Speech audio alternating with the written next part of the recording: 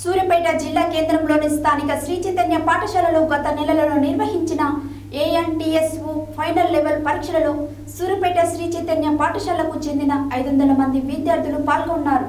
అందులో 156 మంది స్వర్ణ పతకాలను, 285 మంది విద్యార్థులు మెరిట్ సర్టిఫికేట్లను సాధించారు.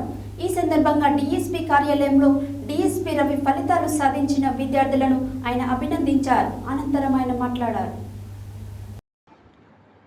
సూర్యాపేట జిల్లా కేంద్రంలోని స్థానిక శ్రీ చైతన్య పాఠశాలలో గత నెలలో నిర్వహించిన ఏఎన్టీఎస్ఓ ఫైనల్ లెవెల్ పరీక్షలలో సూర్యాపేట శ్రీ చైతన్య పాఠశాలకు చెందిన 500 మంది విద్యార్థులు పాల్గొన్నారు. అందులో 156 మంది స్వర్ణ పతకాలను, 285 మంది విద్యార్థులు మెరిట్ సర్టిఫికేట్లను సాధించారు. ఈ సందర్భంగా డీఎస్పీ కార్యాలయంలో డీఎస్పీ రవి ఫలితాలు సాధించిన విద్యార్థులను ఆయన అభినందించారు. అనంతరం ఆయన మాట్లాడుతూ, ప్రతి విద్యార్థికి ఏదో ఒక రంగంలో అభిరుచి ఉంటుందని, దానిని గుర్తించి ప్రోత్సహిస్తే అత్యుత్తమంగా రాణించవచ్చన్నారు.